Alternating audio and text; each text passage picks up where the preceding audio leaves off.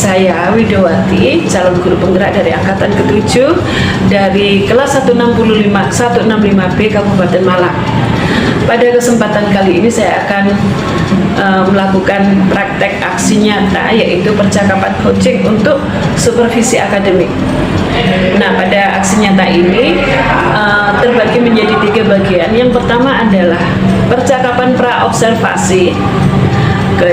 Tahap kedua adalah observasi pembelajaran yang dilakukan oleh rekan sejawat, dan yang ketiga adalah percakapan coaching pasca observasi. Pada tahap ketiga nanti kami akan didampingi oleh pengajar praktek. Nah, kita akan mulai pada tahap yang pertama, yaitu percakapan pra-observasi. Bersama saya adalah rekan guru yang bekerja di sekolah kami di SMP Kristen Pameti. Mungkin Bapak bisa memperkenalkan diri, Pak? Perkenalkan, nama saya Mampe Bandiangan. Saya mengajar sebagai guru bidang ilmu pengetahuan alam kelas 7 dan kelas 8. Ya, terima kasih Pak Mampe karena sudah bersedia untuk menemani saya hari ini. Pak Mampe, hari ini kita akan mengadakan percakapan pra-observasi, dan itu percakapan coaching ini kita mungkin akan melakukannya sekitar dalam waktu 15 menit. Ya Pak. Pak Mampe, apa kabar nih hari ini Pak? Kabarnya luar biasa dong pastinya kan?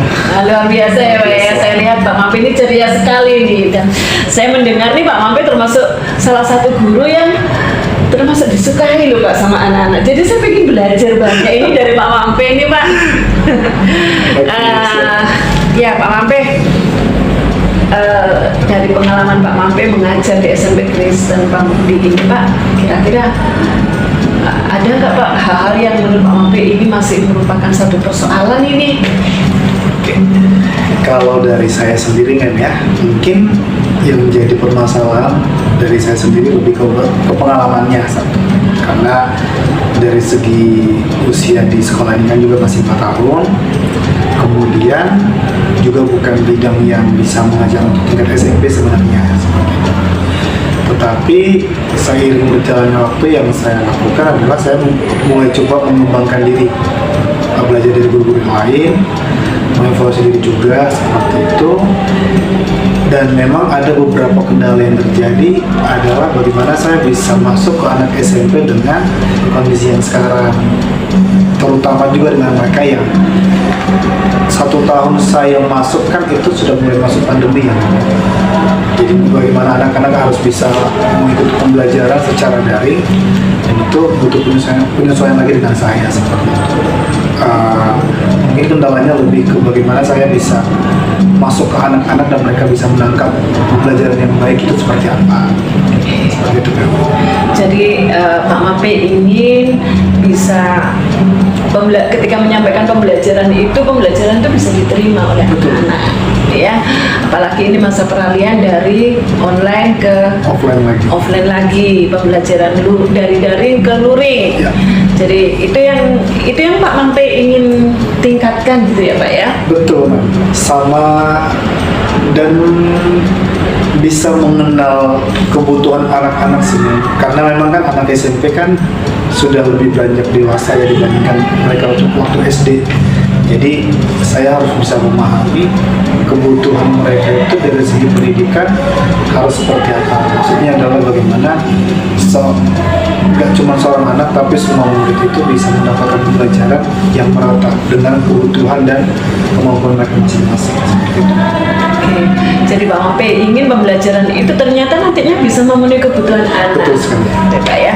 Karena memang anak kita beragam Pak, dan satu dengan yang lain itu butuh diperlakukan dengan cara yang berbeda gitu ya kan Pak ya. Harapannya apa nih Pak yang Pak Mampe harapkan dari proses aksi nyata ini Pak? Harapannya yang paling besar dari saya adalah anak-anak itu bisa mencintai pendidikan. Maksudnya adalah pendidikan itu bukan sesuatu yang kaku, tapi mereka bisa melihat pendidikan itu sebagai bekal untuk mereka. Jadi tidak sebatas mereka di sekolah belajar, di rumah tidak belajar, tapi mereka selalu belajar. Itu harapan saya. Jadi harapannya, jadi setelah proses aksi nyata ini Pak Mampi bisa menerapkan sebuah pembelajaran yang membuat anak-anak nantinya mencintai pendidikan, begitu ya Pak ya. Jadi mereka belajar tidak hanya di sekolah tapi juga di rumah. Oke, wah ini luar biasa sekali Pak. Menurut Pak Mampi nih ya, kira-kira kondisi anak dibandingkan dengan harapannya Pak Mampi tadi itu berapa persen ya Pak ya? Kalau tercapainya gitu ya Pak ya? Mungkin masih 40-50%. Idealnya 50%, idealnya 100% ya Pak ya.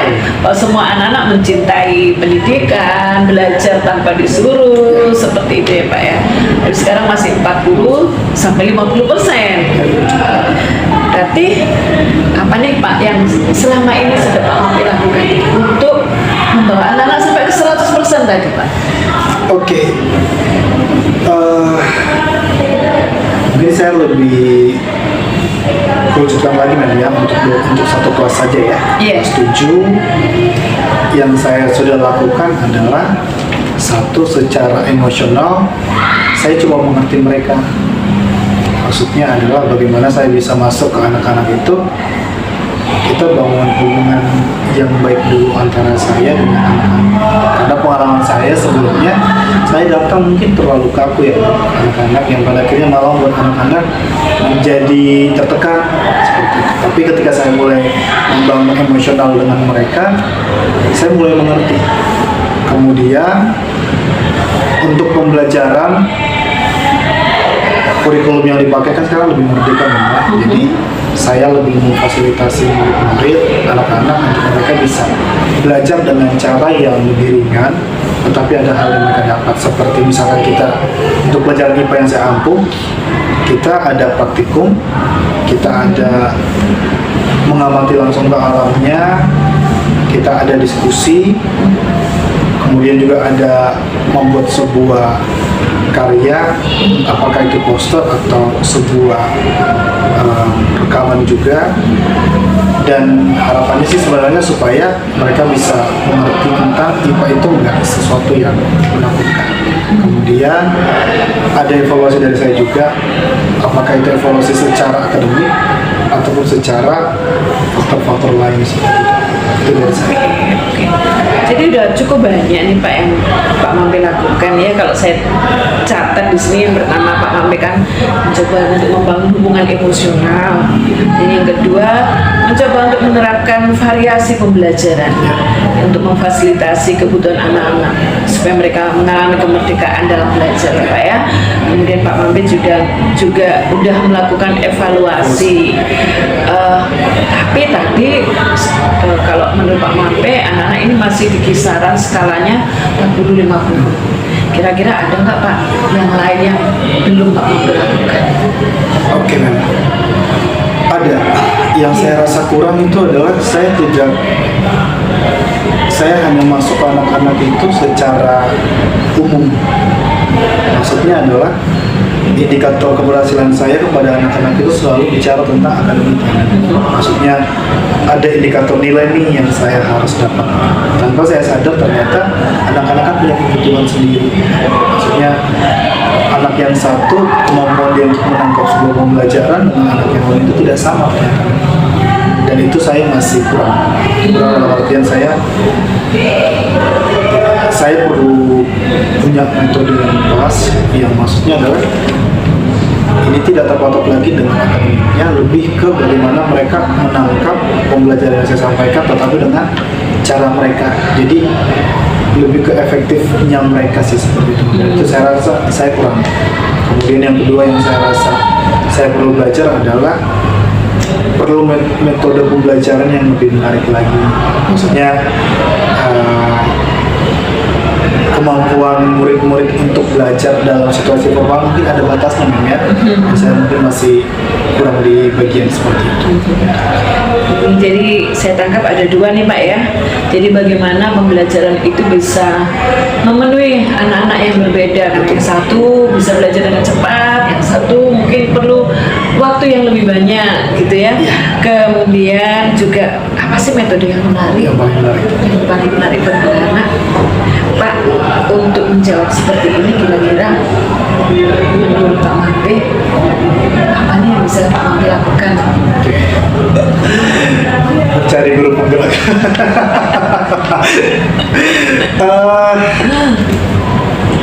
Saya perlu ada contohan sebenarnya. Maksudnya dalam artian perlu melihat mungkin ada satu sosok yang memang bisa membantu saya di arah itu. Maksudnya ya saya bisa belajar dari guru-guru yang lain, itu hal yang memang saya harus lakukan, tapi mungkin lebih lagi gitu. Jadi saya bisa memahami pengalaman-pengalaman orang tersebut yang nanti saya bisa terapkan di pelajaran saya. Jadi lebih ada inspiratornya. Jadi yang pertama ini Pak Mampe ingin belajar dari guru lain gitu ya, yang mungkin siapa ya guru yang kira-kira berhasil gitu. Terus yang kedua Pak Mampe, enggak, itu belum dijawab dulu Pak Mampe. Oke, siap. Baik-baik. Yang kedua, selain belajar dari guru yang mungkin lebih Pak Mampe lihat sudah berhasil untuk menerapkan pembelajaran yang menarik, untuk mengetahui bahwa si A ini kebutuhannya berbeda dengan si B berbeda dengan si C, apa nih yang akan kira-kira Pak Mampe lakukan? Paling tepat adalah memetakan mereka nih. Adanya pemetaan antara anak yang saya ajar di kelas 7 khususnya. Maksudnya adalah saya harus bisa membuat satu metode pembelajaran yang itu nanti akan terbagi-bagi dengan kebutuhan anak-anaknya. Apakah anak ini memang anak yang bisa secara visual, atau ada anak yang dia lebih suka dengan praktek, atau ada anak yang lebih suka dengan sesuatu yang berhubungan dengan angka, atau lebih dengan modul atau alat-alat. Itu saya perlu lebih paham dengan serius lagi. Jadi dengan adanya itu mungkin pembelajaran yang saya sampaikan itu bisa terbagi rata dengan cara mereka masing-masing. Memetakan coba ya, gimana Pak kira-kira caranya? Nah itu saya belajar. Belum tahu ya Pak ya. Kan ada banyak cara sih Pak, bisa kita bisa bertanya sama anak, kita juga bisa melakukan tes profil belajar gitu ya Pak ya. Kita juga bisa melihat rapot mereka, nilai mereka. Jadi kita bisa tanya ke wali kelas, track recordnya mereka. Kira-kira menurut Pak Mampe mana sih kira-kira yang paling memudahkan untuk Pak Mampe tanya, untuk Pak Mampe lakukan? Paling gampang untuk saya lakukan ada dua kan ya. Yang pertama saya akan tanya guru yang pernah mengajar mereka, terutama wali kelas. Yang kedua mungkin saya akan tanya kebutuhan mereka sih. Jadi saya akan angkat satu kasus dan saya akan bertanya ke mereka, bagaimana sih sistem pembelajaran yang menarik menurut kamu? Dan dari situ mungkin saya akan bisa mendapatkan jawaban dan saya bisa memetakan mereka. Oke, keren. Jadi Pak Mampe akan bertanya sama anak-anak dan akan juga bertanya sama wali kelas ya Pak ya. Oke, untuk yang ketiga tadi Pak Mampe merasa perlu memberikan metode pembelajaran yang menarik buat anak-anak. Kalau Pak Mampe, anak-anak ini sukanya metode pembelajaran yang bagaimana ya Pak ya? Ringan, menyenangkan, tidak kaku. Ya, 3 aspek itu sebenarnya yang paling anak-anak sangat suka ya. Ketika dia melihat gurunya bisa menciptakan suasana yang menyenangkan, atensi murid-murid itu biasanya akan bikin dia tertarik gitu. Iya. Itu sebenarnya saya benar-benar lihat. Metodenya ringan, menyenangkan, tidak kaku gitu ya Pak, tidak menakutkan gitu ya buat murid-murid ya. Ada banyak Pak metode yang seperti itu. Kalau misalnya mata pelajaran saya sendiri kan, saya bisa pakai game, ngisi seperti itu. Kalau ada ide nggak Pak buat Pak Mampe sendiri?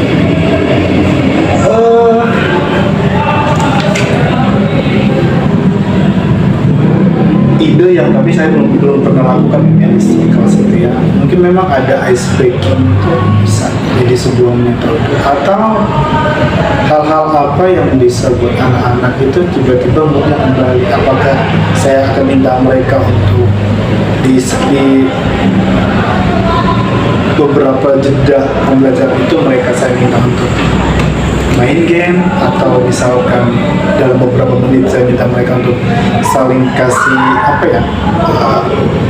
memijit mungkin supaya nggak terlalu tegang. Tapi saya juga belum melakukan itu, masih sebatas. Jadi ini mas ide-ide kreatif yang akhirnya muncul ini Pak ya. Oke. Ya itu bagus sekali Pak, itu kalau diterapkan pasti sangat menarik buat anak-anak.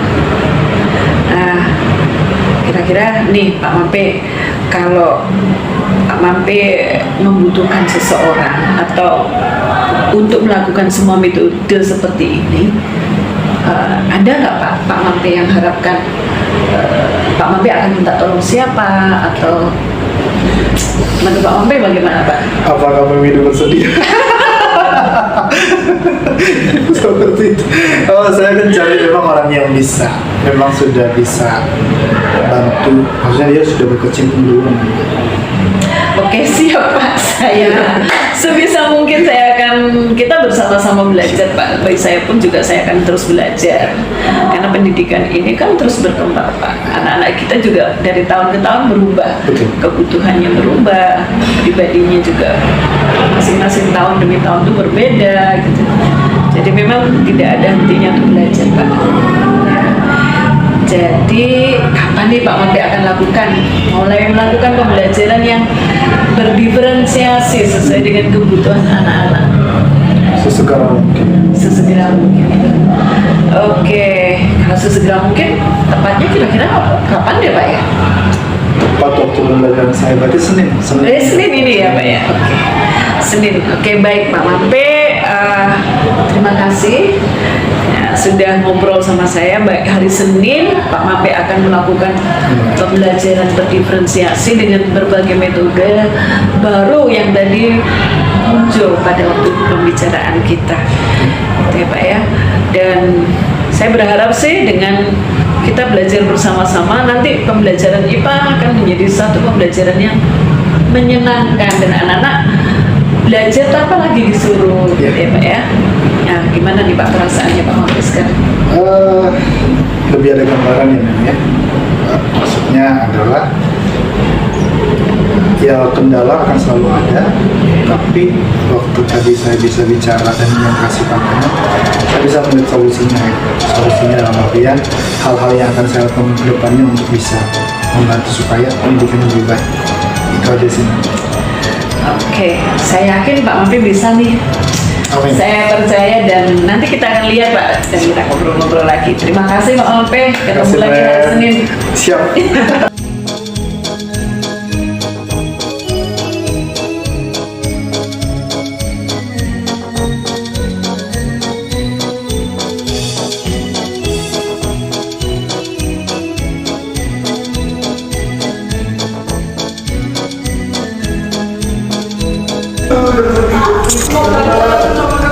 Oke, sekarang minggu lalu Nixon, kita mulai ya. Minggu lalu kan kita sudah belajar dan presentasi ya tentang pencemaran tanah, air, dan sekarang Pak Mampe tanya, menurut kalian bagaimana supaya pencemaran itu bisa diatasi dengan baik tanpa menghilangkan produknya. Jadi misalkan kayak sabun ya, sabun itu kan bisa mencemari kan, tapi sabun kan kita butuhkan, iya toh? Nah, gimana caranya supaya bisa dihilangkan? Tapi coba. Tidak berlebihan dan tidak ulang. Tidak berlebihan dan tidak ulang. Oke, nah ditanya sama Reni, daur ulangnya gimana Pak? Kayak sabun itu kan airnya kan bisa buat apa? Mandi.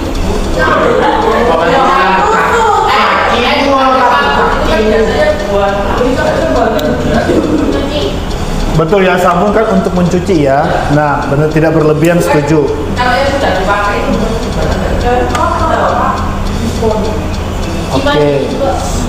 Nggak boleh bercanda loh, bercanda suka bercanda. Tunggu, fresh dulu. air bekas sabun. Kalau didaur ulang air bekas sabun itu dibuat jadi apa? Oh, kan biasanya ada sisa-sisa makanan kan. Betul. Di situ itu dibuat pupuk bisa kan, Pak? Oke, air sabun jadi pupuk. Sabun kan, itu cuci piring sih. Itu lo kasih cara masuk nasi. Oke, nggak apa-apa. Oke, yang lain ada pendapat yang lain kah?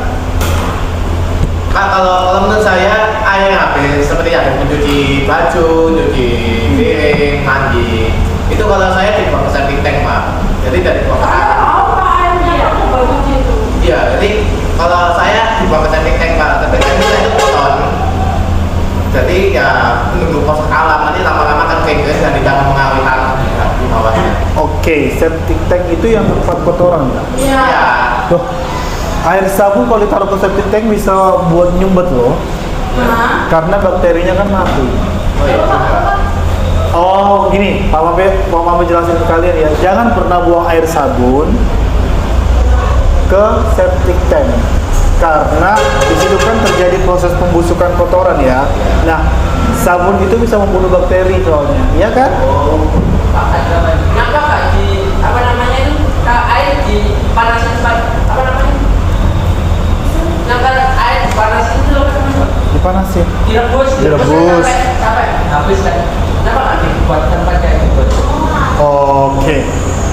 Karena kalau kita merebus air kan berarti kita harus menggunakan api. Itu kan nggak efektif ya, karena misalkan nih, bayangkan kalian tiap hari merebus air ntar kalian marah loh, merebus stok aregi ya, jangan. Berarti kurang pas ya, tapi nggak apa-apa. Pak Mame setuju tadi yang kata Frans ya, kita perlu jangan menggunakan berlebihan. Misalkan nih, kalau kita mandi ya pakai sabun itu yang secukupnya aja gitu. Kan kulitnya kan udah bersih semua, jadi dikit aja. Kayak misal nih, Pak Mame kalau mandi ya, Pak Mame mandi pakai sabunnya sabun cair.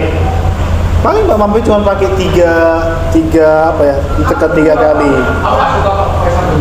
Terus dipakai ya udah dikit aja, nggak usah sebanyak mungkin gitu. Karena Pak Mame ngerasa bukan sabunnya aja yang buat bersih kan, yang penting disikat dengan bersih aja kan. Akhirnya kulit bersih, mulus.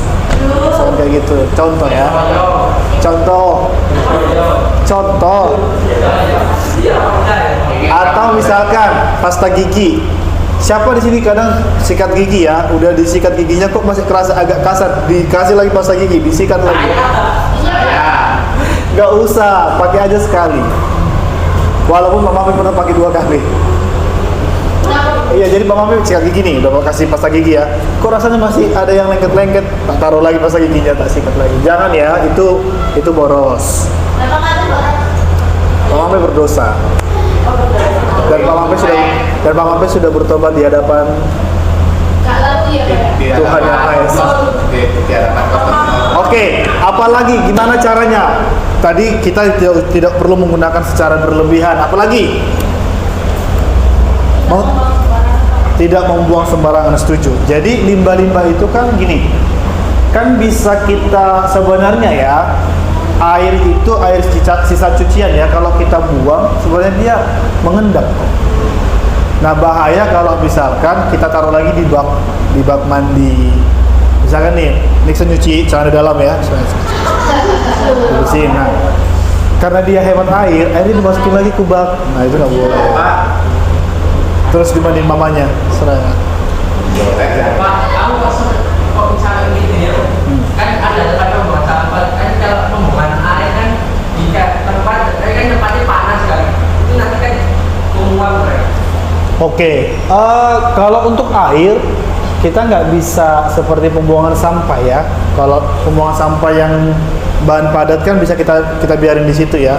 Kalau air memang sebenarnya alternatif yang paling bisa kita lakukan ya, itu hanya menggunakan produk-produk yang ramah lingkungan. Makanya sekarang ada istilah BPOM, ya kan? Yang apa ya istilahnya? Mereka mengawasi supaya produk-produk itu tidak berdampak sunlight itu kan bagus, maksudnya nggak terlalu berbahaya. Terus kayak misalkan sekarang menurut saya, menurut Pak Mampe ya, produk-produk yang pembersih itu udah ramah lingkungan, karena udah lebih pintar orang-orangnya ya. Tapi sekarang Pak Mampe tanya, kalau misalkan oli, minyak itu gimana? Minyak tanah, bensin, yang kadang bisa menimbulkan bau kan? Kenapa? Betul. Jadi digunakan lagi. Oli itu kan masih bisa membakar toh? Ya. Kalau misalnya kita membersihkan oli, tampung aja olinya, oli itu bisa membakar toh. Tapi ingat, oli jangan dipakai untuk membakar ikan, daging ayam. Iya, jangan ya. Mengganti kecap, Pak. Karena kan berbahan kimia. Banyak. Tapi kan kayak sebenarnya kayak minyak oli, itu kan batasnya dari minyak bumi. Iya betul. Tapi itu kita bisa dari Oke, bukan didaur ulang, tapi kita habiskan. Jadi misalkan minyak tanah, kalau minyak tanah ya, digunakan untuk apa? Buat lampu, Pak. Lampu atau bahan bakar. Oli buat apa? Bahan bakar juga kan, cuma nah misalkan, tapi gini, oli kan kalau udah kotor nggak bisa dipakai lagi kan? Kadang nggak bisa dipakai lagi, tapi kan oli masih bisa dibuat untuk membakar toh, gitu. Jadi kita habiskan terus aja, jangan dibeli baru lagi. Tapi ingat, bahan bakar oli, bahan bakar minyak itu jangan pernah digunakan untuk membakar makanan. Kan moro-moro Angel manggang ayam gitu kan, dia minta oli kotor ke Richard, bawain dong oli kotormu, dibawa Richard. Terus Angel pergi ke rumah, dibakar gitu kan. Terus diajak Lenny, Alice, mereka makan bareng. Iya, mabuk bersama mereka. mabuk bersama.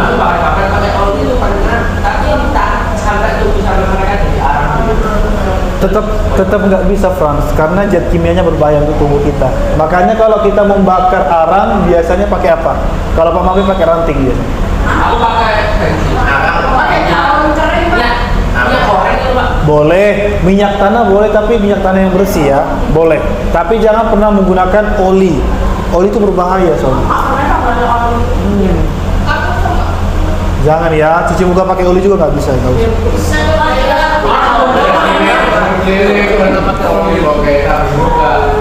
Ya malah tahu kan mikirnya biar glowing gitu kan, kayak Sandi gitu. Nggak boleh. Apa? Apa? Glowing. Oke. Pernah dengar istilah merkuri ya? Merkuri. Yang sering digunakan di mana merkuri biasanya? Di kosmetik. Ingat, merkuri itu nggak boleh dipakai di kosmetik ya, karena merkuri itu bahan pembuatan plastik. Tahu piring plastik? Bukan. Merkuri itu yang biasa digunakan untuk bahan pembuatan piring plastik yang ada baunya itu loh. Nah, itu merkuri. Kenapa? Sekarang Pak Mampi tanya, kenapa di dalam bedak ditaruh merkuri? Bukan. Tahu nggak kenapa? Bukan biar banyak. Tahu nggak? Sifatnya merkuri itu apa? Bukan. Wangi. Bukan. Bukan juga. Kan bedak itu kan gampang menguap ya. Jadi kalau kita pakai menguap harus dipakai lagi kan. Nah, merkuri itu fungsinya untuk supaya awet. Tetapi bahayanya adalah dia mengendap di kulit. Makanya ada kanker kulit. Perempuan hati-hati menggunakan merkuri. Kalau pengen kelihatan cantik, jangan pakai sembarangan ya, Amila ya.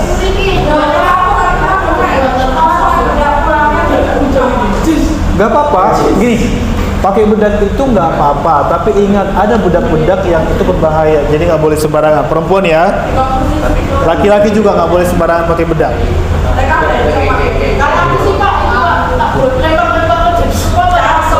Ingat Bapak lambur, tarambur. Suatu saat dengerin, suatu saat kalian sudah kuliah dan kerja. Suatu saat kalian kuliah dan kerja, pasti kalian akan menggunakan yang namanya skincare. Oh, sekarang juga udah ya. Iya. Karena gimana pun di dunia kerja itu dituntut harus good looking loh. Kamu tahu. Di dunia kerja itu kita dituntut untuk rapi, good looking. Bukan masalah ganteng cantik ya, enggak. Tapi harus rapi kayak gitu. Bisa ya? Oke. Alternatif berikutnya apa? Itu Kak, Kira-kira gimana caranya tadi? itu Kak tidak Tidak menyalahgunakan. Maksudnya gimana Richard? Coba dijelasin. Maksudnya gimana? ya kayak barangnya tuh kayak kita punya itu gak disalahgunakan gitu Pak. Oke, tidak disalahgunakan. Pak Mampir setuju ya? Pernah dengar ini nggak? Knalpot itu kan bukan knalpot. Knalpot kan biasanya itu kan fungsinya knalpot apa? Ada yang tahu nggak? Bukannya apa Pak? Sebagai pembakaran. Nah, pernah nggak kalian cium baunya knalpot itu baunya biasanya gimana? Normalnya? Kayak mau gosong. Betul, bau gosong kan? Nah, sekarang pernah nggak kalian menemukan ada orang pakai motor tapi bau asapnya itu wangi, baunya wangi, itu berbahaya loh.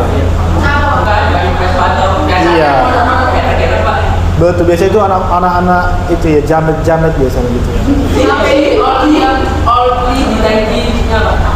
Jadi dikasih kayak pewangi apa dan itu berbahaya loh. Oli ya itu ya. Iya betul. Itu jamet-jamet jalanan ya. Biasanya mereka gini, ada orang suka buat masalah gitu. Jadi kayak biar jadi pusat perhatian. Tahu hati Indonesia. Iya benar. Mulai. Atau ingat pernah ini ya, apa itu namanya, Alteco ya, bukan Alteco, lem kambing. Lem kambing dipakai jadi bahan mabuk-mabukan lem. Nah itu berbahaya, itu kan pencemaran juga.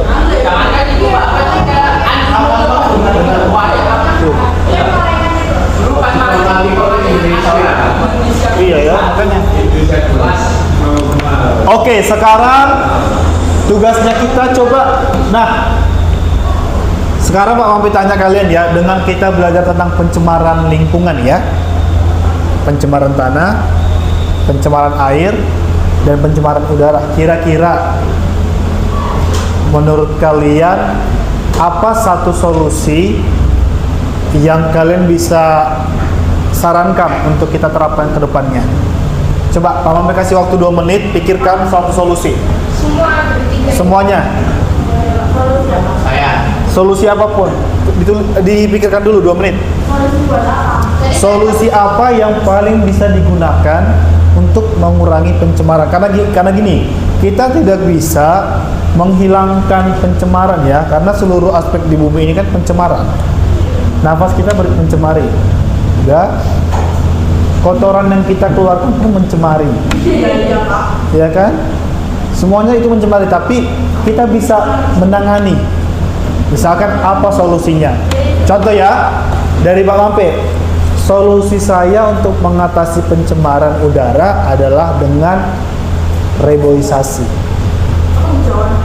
Iya, karena pohon bisa menetralisir CO2 dan menghasilkan oksigen. Nah, itu contohnya. Atau misalkan Nixon, Pak, cara yang saya dapat lakukan untuk mengatasi pencemaran adalah membuat penampungan limbah air sebelum dialirkan ke septic tank atau ke gorong-gorong. Kenapa? Karena dengan saya bisa menetralisir, harapannya racunnya bisa hilang gitu contohnya. Ya, silakan. Kasih waktu 2 menit. Udah tadi ditulis di sini ya. Solusi. Nanti kalian tulis di sini.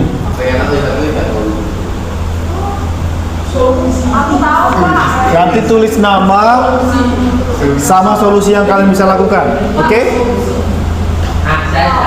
Oke, sampai sini ada pertanyaan nggak sebelumnya? Saya dulu Pak. Oke, silakan. Oh, ada bertanya? Enggak, saya mau tulis. Boleh. Siapa dulu? Saya Gantian. Tulis nama sama buat solusinya apa ya. Nanti kita lihat kira-kira apa yang paling pas. buka nama kos besar. Biarin.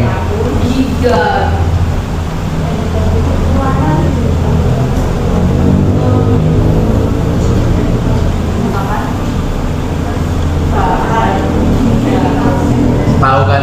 Tahu nih. Ya wis lah.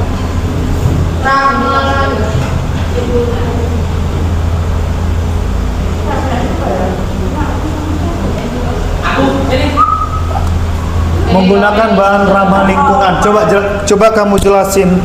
Maksudnya ramah lingkungan. Contohnya kan seperti apa? kayak contohnya seperti di Jelasin ke temannya ya. contohnya kan seperti di darat, di permukaan tanah itu banyak kayak sampah-sampah, itu banyak seperti sampah-sampah plastik, entah itu botol, kresek dan lain-lain. Dan untuk mengurangi masalah pencemaran sampah itu kita bisa menggunakan bahan ramah lingkungan seperti contohnya kayak plastik yang mudah terurai atau plastik yang dapat hancur dengan sendirinya, Pak. Itu. Oke, tepuk tangan. Berikutnya. Tapi kan penjelasannya bisa beda toh. Tunjuk Nixon, silakan ditunjuk. Ini Siapa yang bisa nyalakan komputer? gini. Siapa yang bisa nyalakan komputer tolong? Oke, nggak apa-apa. Frans. Balik. Nanti kamu jelasin juga ya, Frans. Ya. Nanti dijelasin juga. Saya Ya? juga tentang plastik, Pak. Tapi beda. Boleh, nggak apa-apa.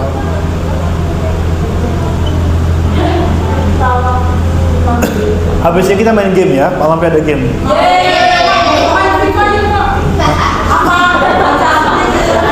Katanya main game. Nggak gitu juga. Oh, main game itu aja, Pak. Hah? Jamsut kita, Pak. Ada HP nggak? Nah, saya akan membahas Nanti dikumpulin ya. Oke, tolong jelaskan. Nggak. Mendapat sama plastik kan. Oke, silakan. penjelasannya itu ya sampah plastik itu dikumpulkan. Ayo tolong didengarkan. Ini. Salah. Sampah plastik itu dikumpulkan. Kan kita itu jalanan kan di Indonesia itu banyak yang rusak kan. Ya. Dikumpulkan dan dilelehkan untuk membuat aspal. Betul. Ya. Salah satu solusi yang lagi diterapkan pemerintah ya, ternyata plastik itu bisa dijadikan sebagai bahan pembuatan Aspal. Di Sumbangning Lampung, Fran. Oke, tepuk tangan buat Frans. Tunjuk Frans, siapa berikutnya? Siapa berikutnya? Oke, Kauri, silakan Kauri. Boleh. Ya nanti bisa dijelasin caranya. Di Sumbangning Lampung, Fran.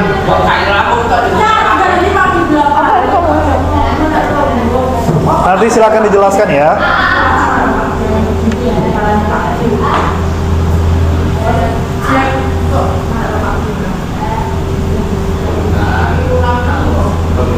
Oh ya, Rabu Kamis kan online kan? Soalnya kakak kelas 9 mau ke Taman Safari. Hah? Mabar. Silakan. Oke, mengurangi penggunaan coba dijelaskan dulu. Perhatikan dulu temannya ya. Ya, karena kan pupuk kimia kalau dipakai berlebihan itu dapat merusak ekosistem sekitar juga. Jadinya menggunakan pupuk yang lebih ramah lingkungan gitu, yang pupuk organik. Oke. Berikutnya siapa? Silakan Sandi. Nanti dijelaskan ya.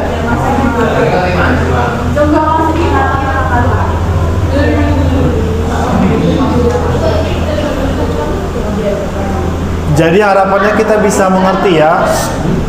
Harapannya kita bisa paham pencemaran itu kita bisa tangani kok, walaupun kita tidak bisa menghilangkan. Begitu ya.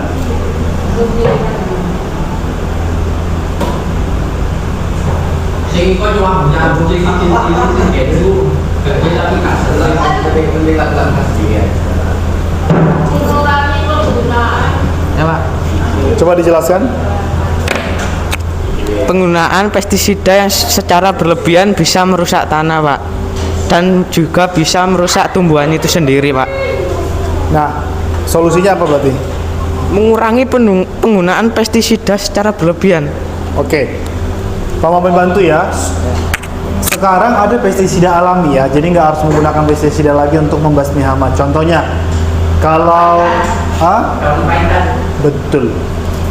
Sama sekarang kita bisa menggunakan daun bawang untuk membasmi hama tanaman pada cabai. Jadi nggak harus menggunakan pestisida lagi. Pakai micin juga bisa, Pakai Pak. micin bisa. Tapi yang paling sering adalah pakai pahitan itu. Biasanya kates ya. Kates itu bisa menyemprot ulat-ulat mati. Oke, berikutnya. Tepuk tangan buat Sandi. Sorry Sandi. Oh, Pokoknya kayak bunga matahari itu Pak. Dasar kalau kaitan. betul.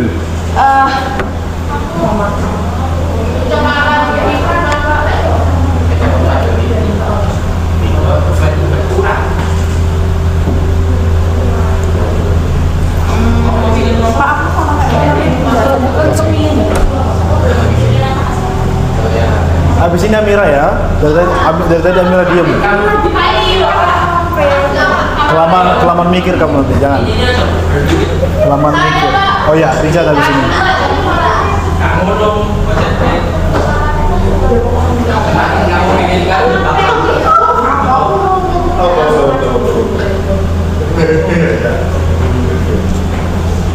Jangan lupakan orang ketiga.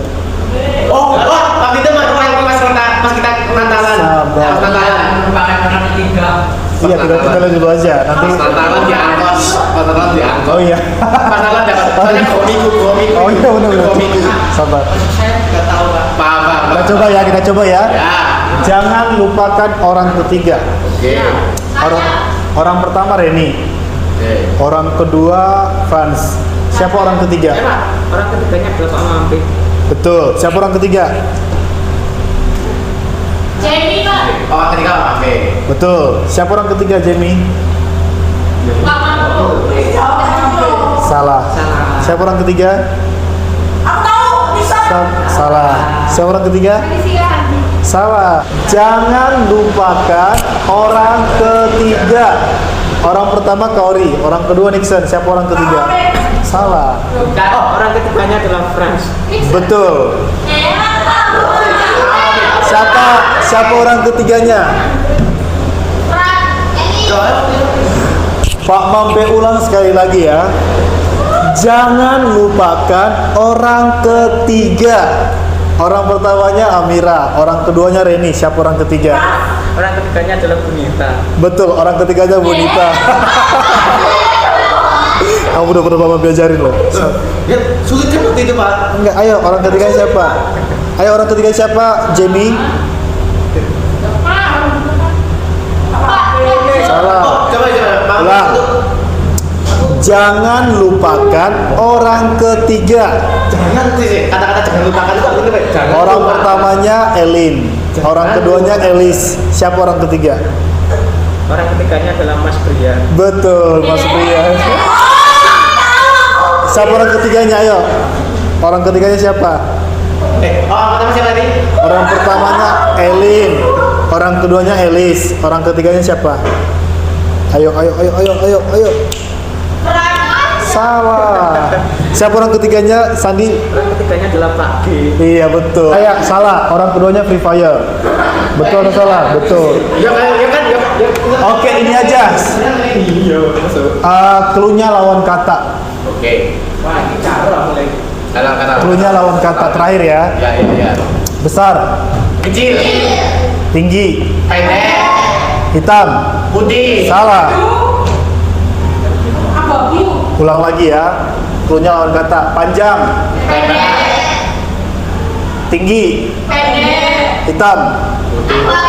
Salah. Pendek. Salah. Paling gampang mana tadi? Lawan kata atau orang ketiga?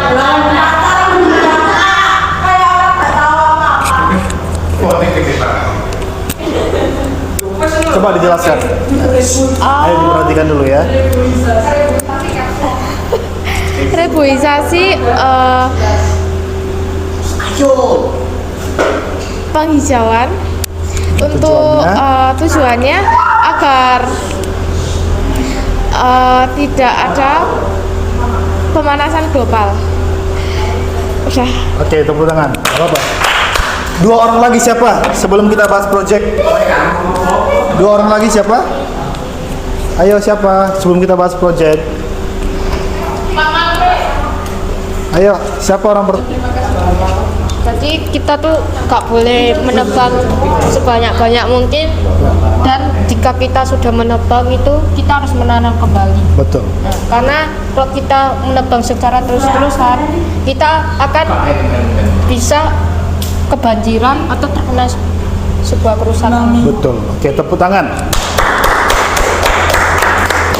Oke, menurut Pak Mampe ya, kelas ini sudah paham tentang pencemaran. Jadi Pak Mampe berharap ini dipelajari lagi, karena di kelas level kita tidak belajar ini lagi ya. Jadi pertemuan kita terakhir ya hari ini. Minggu depan kita sudah THT, THS. Oke.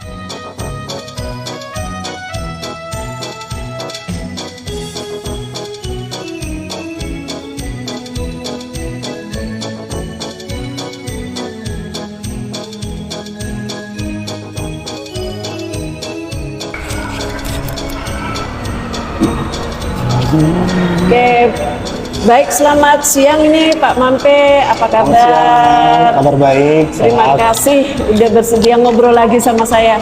Pasti siap. Ini Pak Mampe, hari ini kita akan melakukan percakapan pasca observasi. Jadi dalam aksi nyata ini kan kita sudah ada 3 tahap ya. Pra observasi sudah kita lakukan, kemudian observasi kelas juga sudah. Saya juga udah lihat videonya Pak Mampe, dan hari ini kita akan melihat kembali apa sih yang sudah kita buat selama ini, terutama apa yang Pak Mampe sudah buat di dalam pembelajaran itu Pak. Nah, jadi saya berharap ini nanti di dalam percakapan ini ada hal-hal yang baru ini ya Pak ya. Kalau Pak Mampe sendiri gimana Pak? Ada nggak harapan tertentu nih dalam percakapan kita nih siang ini nih? Oke. Yang pasti dari saya ya, saya berharap dengan percakapan ini bisa membuat saya juga lebih paham tentang apa yang saya lagi kendala ya, tentang bagaimana saya bisa handle kelas, terus bagaimana juga saya bisa memahami anak-anak, nggak cuma sebatas fisiknya mereka, tapi saya tahu kebutuhan pembelajaran seperti apa yang terbaik yang mereka bisa dapatkan melalui saya. Ya, jadi Pak Mampe ingin lebih memahami anak-anak dan juga bagaimana sih pembelajaran di kelas itu, pengelolaannya seperti itu ya Pak ya. Ya. Menurut Pak Mampe ini ya, di dalam pembelajaran yang sudah Pak Mampe lakukan itu, perasaan Pak Mampe bagaimana? Setelah melaksanakan nih, setelah pra-observasi, kemudian Pak Mampe melaksanakan apa yang kita sudah rencanakan. Gimana nih Pak perasaan? Oke. Karena masih perdana Mem ya. Iya. Awalnya waktu saya mencoba metode yang baru, mungkin masih merasa belum biasa seperti itu. Saya merasa masih rada asing seperti itu. Tapi setelah saya menggunakan cara yang terdiferensiasi itu Mem ya, saya merasa untuk saya bisa masuk ke anak-anak lebih mudah. Dalam artian, saya bisa menciptakan pembelajaran yang cukup menarik. Anak-anak bisa paham bagaimana saya menjelaskan. Kemudian dengan adanya ice breaking, dengan adanya pertanyaan-pertanyaan yang menstimulus mereka, saya lebih mudah mengarahkan mereka seperti apa. Jadi hubungan saya dengan anak-anak itu tidak sebatas saya menyampaikan materi, tapi saya juga bisa menerima feedback dari mereka. Dan saya rasa itu salah satu pembelajaran yang cukup efektif menurut saya seperti itu Mem. Ya, jadi pembelajaran berdiferensiasi itu kan ya Pak ya, Betul, Mem. yang Pak Mampe mau coba. Jadi Pak Mampe merasa ini lebih mudah dan lebih efektif itu ya Pak Betul, ya. lebih optimal. Dan juga hubungan dengan anak lebih dari sekedar kita menyampaikan materi gitu ya Pak ya, tapi lebih dari itu ya Pak ya. Kira-kira nih Pak Mampe, kalau misalnya Pak Mampe diberikan kesempatan kembali untuk melakukan hal-hal ini, ya, ada nggak hal-hal yang ingin Pak Mampe ingin perbaiki? Gitu? Oke, tentu ada mem. Saya rasa waktu saya ngajar pertama kali itu saya rasa belum maksimal ya mem, ya, karena kan juga saya perlu menyesuaikan diri. Tetapi ketika saya lihat cara pembelajaran anak-anak sudah lebih baik, saya rasa ini akan jadi sebuah metode yang saya akan lakukan ke depannya gitu. Jadi kalau misalkan akan ada kesempatan, saya sangat berharap ada kesempatannya gitu, dan saya ingin sekali meningkatkan metode-metode yang lain yang lebih baik, yang itu bisa mendukung perkembangan anak, dan juga metode saya mengajar itu lebih baik seperti itu. Jadi Pak Mampe ingin mencoba metode-metode baru nih Pak ya, mengembangkan dari metode pembelajaran berdiferensiasi itu bagaimana yang bisa lebih masuk ke anak-anak gitu ya Pak ya. Baik, selain metode Pak, apalagi nih? Saya butuh waktu untuk bisa memahami kebutuhan anak-anak itu ya Mem ya. Ternyata kan dari sini saya belajar bahwa pembelajaran itu tidak boleh disamaratakan seperti itu. Walaupun metodenya, maksudnya ada pembelajaran yang sama yang harus anak-anak dapat, tetapi untuk masuk ke mereka itu kan nggak sama. Dan akhirnya ketika saya menggunakan metode yang sebelumnya, saya mulai melihat bahwa ternyata cara masuk ke anak-anak itu kan nggak sama.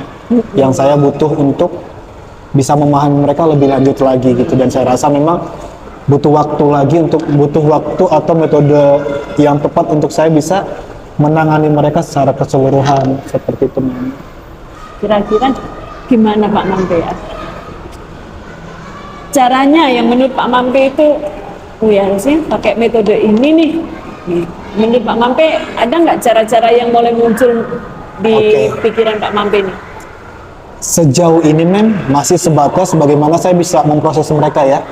Tentang misalkan ada anak yang dia tidak paham dan ada anak yang paham. Untuk anak yang paham saya apresiasi mereka dan saya arahkan mereka untuk bisa lanjut ke step berikutnya. Untuk anak yang belum paham atau mungkin terkesan cara pola kemampuan dia untuk menangkap itu kurang atau belum maksimal, saya perlu dampingi mereka. Nah, sejauh itu masih cuma di situ sebenarnya yang saya lakukan. Jadi Pak Mampe sejauh ini masih melihat, oh anak ini sudah paham, oh anak ini belum paham, masih sejauh gitu, Pak ya. Jadi kalau mereka belum paham berarti masih harus mendapatkan treatment yang lebih gitu Pak ya. Kebutuhan belajarnya beda. Selain paham dan belum paham, kira-kira apalagi nih Pak, kan anak kita beragam nih Pak Mampe, iya kan? Ada anak yang suka bahasa Inggris tapi nggak suka IPA, ada anak yang suka IPA nggak suka matematika. Dan melihat keperbedaan seperti ini nih, gimana nih Pak Mampe untuk mengetahui kebutuhan mereka? Yang saya sudah lakukan Mem ya, untuk pelajaran IPA sendiri, untuk memenuhi kebutuhan anak-anak itu saya biasanya menerapkan beberapa metode ya, presentasi, penelitian, praktikum, atau pembelajaran langsung ke alamnya kayak gitu. Dan terkadang juga ada momen di mana saya mengajari mereka dengan menggunakan media seperti di kelas, menggunakan internet, kita melihat YouTube, ataupun menggunakan buku panduan kayak gitu. Jadi saya mencoba memfasilitasi mereka dengan semua fasilitas yang ada seperti itu. Dan saya lihat memang cara anak-anak belajar itu ternyata kan nggak sama. Ada anak-anak yang memang dia suka untuk mendengar saja seperti itu. Tapi ada anak-anak yang dia sukanya aktivitas seperti itu. Dan ada anak-anak yang dia cara pahamnya memang nggak bisa tenang seperti itu. Kalau dulu kan saya merasa bahwa ketika anak-anak itu terlalu ramai atau bagaimana, saya merasa dia tidak memperhatikan saya seperti itu. Tapi setelah saya tahu ternyata anak-anak itu kan punya diferensiasi masing-masing, di situ saya lebih memfasilitasi mereka. Jadi ketika kita praktikum, saya akan fokuskan anak-anak yang suka di praktikum untuk mereka paham. Untuk anak-anak yang terbiasa secara kelas, saya akan fasilitasi mereka seperti itu.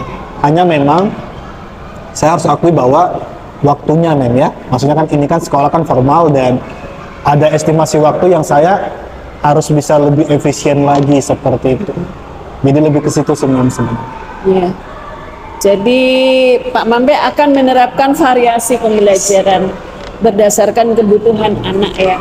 Dan untuk mengetahui oh si A butuh ini, oh si B butuh ini, selain dari paham, anak ini udah paham, anak ini belum paham, kira-kira apalagi nih Pak Mampe? Oke, mungkin mengajukan kuesioner itu penting ya. Seperti Betul itu. Pak, kuesioner ya, dengan mengajukan memberikan kuesioner pada anak-anak, kuesioner sederhana. Atau selain itu apalagi nih Pak? Untuk saya bisa tahu keadaan anak-anak, saya akan tanya gurunya ya. Nah, bisa Wali jadi kelas seperti itu. Bisa nggak Pak memenuhi kebutuhan setiap anak, tapi dalam waktu yang sama?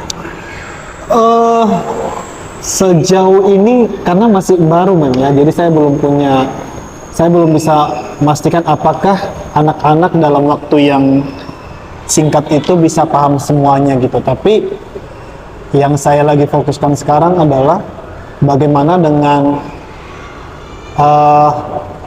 jam saya itu dalam waktu dekat ini, saya tahu dulu kebutuhan mereka seperti apa.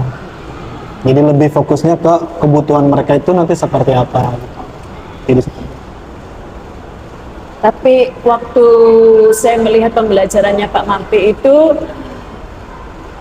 saya melihat Pak alurnya itu sudah kelihatan lebih tertata gitu ya daripada sebelumnya kan. Iya. Waktu sebelumnya saya melihat mana pembukaan, mana ice breaking, mana pertanyaan pemantik kan tidak terlalu kelihatan teratur. Tapi kemarin waktu observasi setelah kita percakapan pra observasi, alur pembelajaran yang Pak Mampe lakukan itu sudah jelas gitu Pak ya. Jadi ada pembukaan di situ Pak Mampe menanyakan kabarnya anak-anak, menyiapkan mereka untuk belajar, ada pertanyaan pemantik yang juga saya lihat. Dan kemudian ketika anak-anak udah mulai jenuh, Pak Mampe memberikan juga permainan sederhana. betul. Nah ini bagus sekali Pak Mampe. Kemudian juga penugasan yang saya lihat juga sudah mulai berdiferensiasi ya Pak ya. Ya. Kemarin itu jadi anak-anak diminta untuk membuat poster dan mini vlog Ya. untuk AAT ini ya Pak ya. Betul. Dan itu mereka bebas kontennya. Betul. Kontennya tapi dengan tema pencemaran. Betul. Nah, ini memenuhi kebutuhan belajar yang beragam itu Pak. Itu bagus sekali Pak. Hanya untuk ini Pak Mampe apa yang masih saya lihat Pak Mampe perlu kembangkan ya. Sudah bisa tapi perlu untuk dikembangkan lebih lanjut itu adalah diferensiasi prosesnya Pak Mampe ya. Kalau itu yang dari saya. Jadi bagaimana menangani kebutuhan belajar yang berbeda tapi dalam satu waktu gitu Pak ya. Itu ya yang seperti pertanyaan yang saya ajukan tadi. Diferensiasi prosesnya belum terencana dengan maksimal gitu Pak, kalau menurut saya seperti itu. Tapi overall sangat bagus Pak Mampe, sudah ada banyak kemajuan. Pembelajaran diferensiasinya juga udah kelihatan di diferensiasi konten tadi. Produknya masih sama yaitu vlog sama poster ya Pak ya. Gitu. Terus KSE-nya, kompetensi sosial emosionalnya itu yang juga perlu lebih disentuh Pak Mampe. Itu kalau dari saya. Kalau menurut Pak Mampe,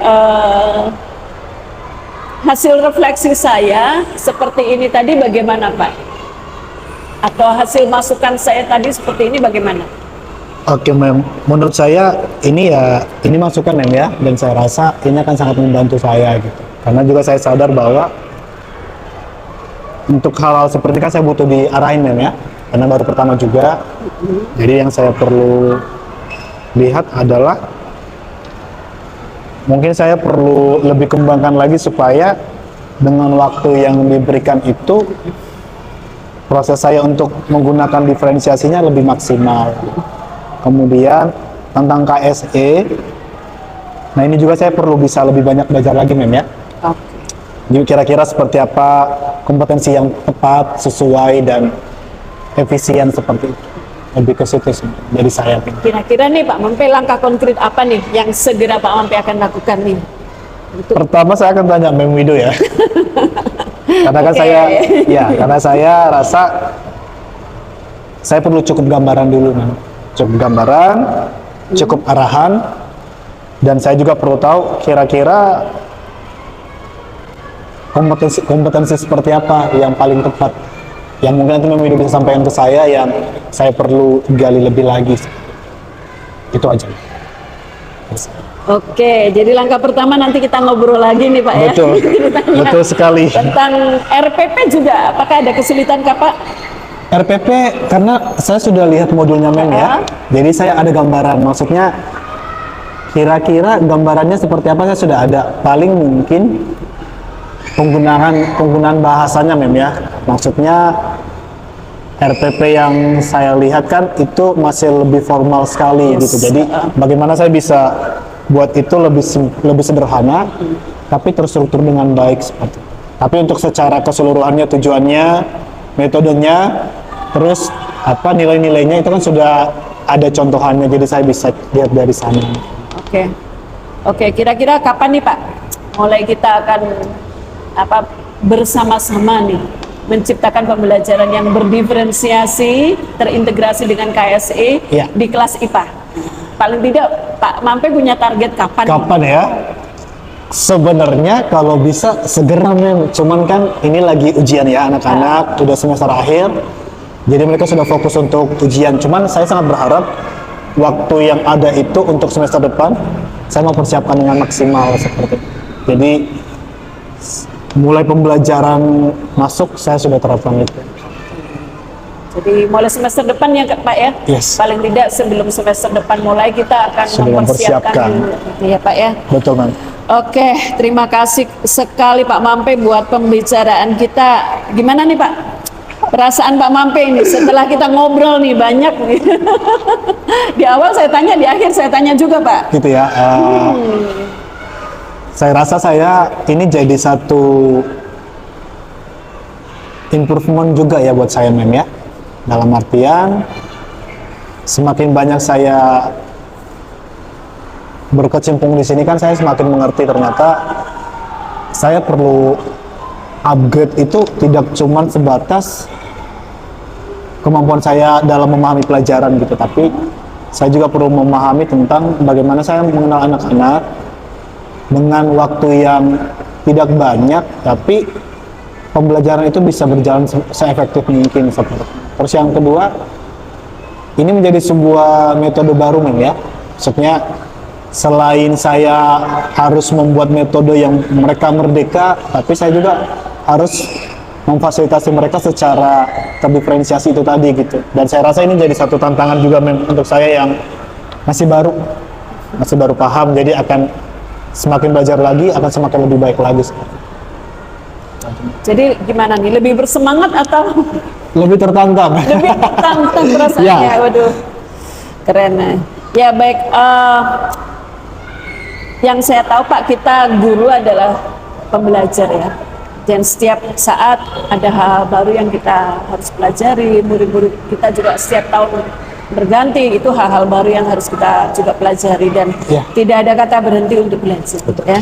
Kalau saya lihat aktivitas pengembangannya nanti Pak Mampe akan mengisi ini Bapak, aktivitas pengembangan. Tadi sudah ada beberapa poin yang saya catat. Ya. Nanti bisa dituliskan di sini apa saja, antara lain pengembangan metodologi pembelajaran yang berdiferensiasi. Ini Bapak. Tujuan yang hendak dicapai, kemudian ukuran keberhasilan bersama apa itu? Pendukung dan waktu.